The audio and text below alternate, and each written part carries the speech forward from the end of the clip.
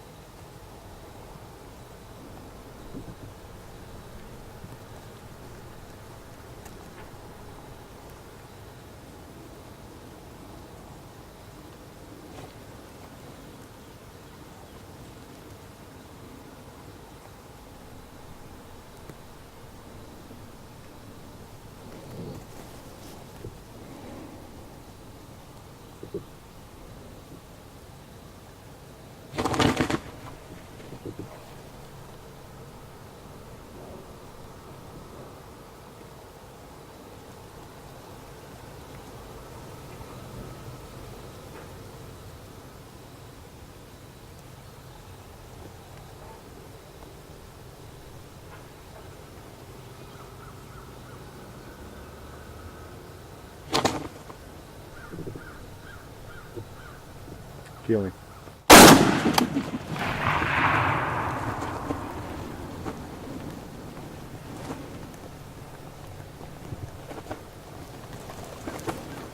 He's dead. Sit tight.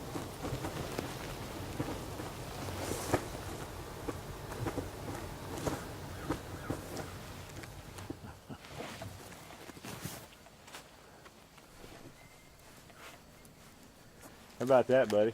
That was pretty good. That was real good. First time down in Florida, and obviously my first Osceola. Got a chance to come down here, bring my Stoger. Got one down in the first morning, so pretty excited.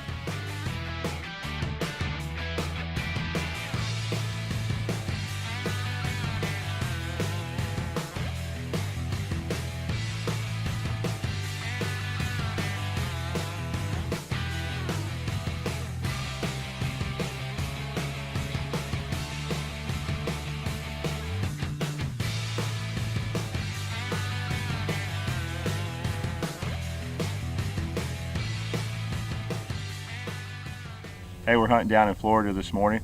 Have Ryan Muller here with me on the gun. The Stoger 3500 in action this morning. What a beautiful first Osceola. Absolutely, it was an excellent hunt. We got set up this morning here, put the decoys out. Wayne, he knows where these birds are. So he said, Callie, they're gonna be roosted right down here across the field. We got set up perfect, set in the dark about 30 minutes. And a little yelping and the turkey started gobbling. But it was pretty faint, wasn't it? It was faint. It was in the background. You could tell something was there, and then we really needed to wait for the fog to get off before we could see them run in. Yeah, So when that fog lifted, they picked their head up over the hill behind us. They could see the spread and they come right in. Perfect. So you were setting up first Osceola, looking down the sight. What were you thinking? I was nervous. It's been a while since I've had the chance to get behind the gun on a turkey, and I had the shakes a little bit, so it's pretty exciting. Good job, buddy. Thanks, man. Yeah, perfect. Hey, that was a great hunt right here in Florida. Well, me and Roger, we sat in the background and we watched Ryan harvest his first Osceola gobbler. Now it's time for those two guys to switch places. Roger's going to get on the Benelli and we'll see how he does this foggy morning.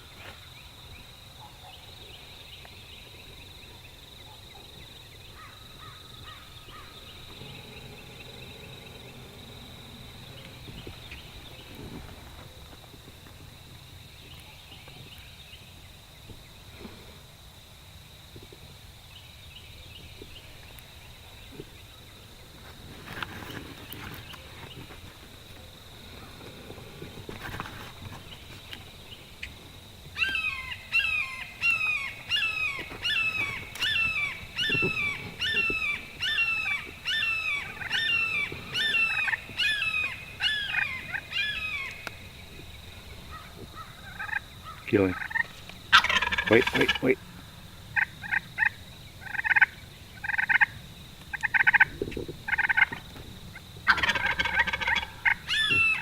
All right.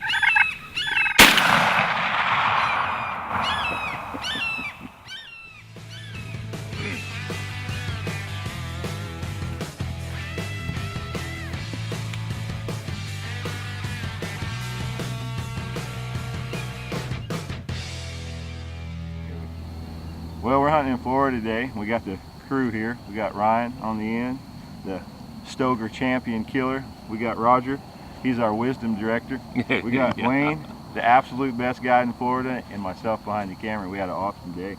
Roger, what'd you think of that hunt? Oh wow, unbelievable. It's just classic. It's what you get up for. Yeah? I mean, perfect. You watched Ryan shoot his yesterday. You all over that last night. You got a chance to think about it, now see it again. What do you think of Florida? Oh, it's great down here.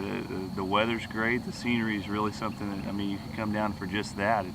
The hunt's a lot more than getting a great bird, but it's kind of a nice ending to it also. So. Yeah, it's fun. Yeah. I always look forward to coming to Florida, spend 3 or 4 days with Wayne and Jill, eat good food, kill turkeys. Wayne, I know you got something good to say. He's just a good bird. I'm glad it worked like it did. Me too. Sometimes they make you look stupid and sometimes they make you look famous. We looked pretty smart this morning. Looked real good. Yeah. That was a nice shot. Yeah. That was a good shot on him.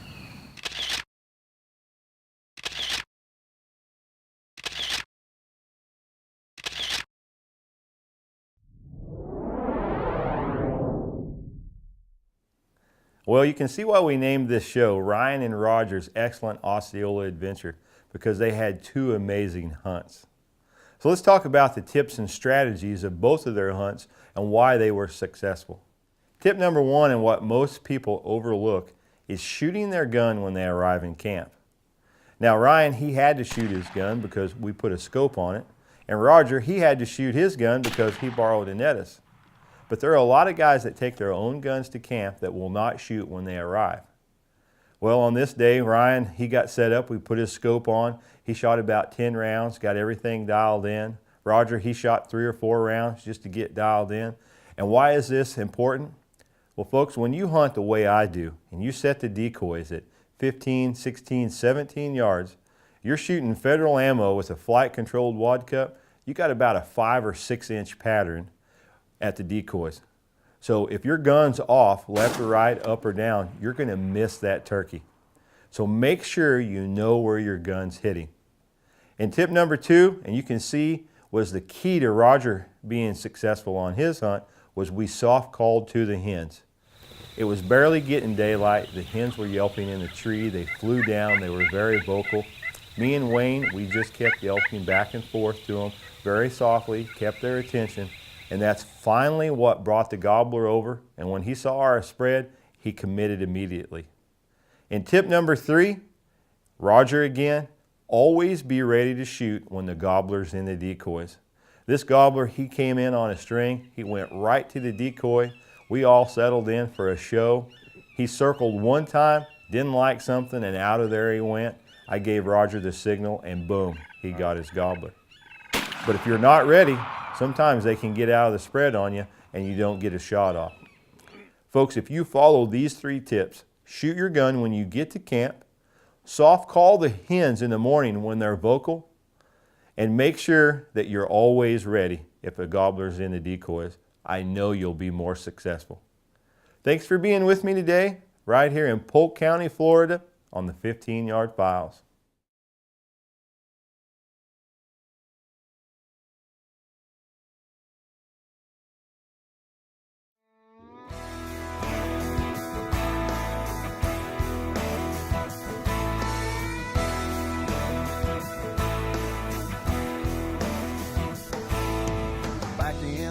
Where you can't see the forest for all the cottonwood trees. My little humble abode sits back in a hole where nothing don't bother me. And in the spring of the year when the big birds strut, you can bet I'm gonna call. I'll be hunting tom turkeys and eating deer jerky that we killed back in the fall.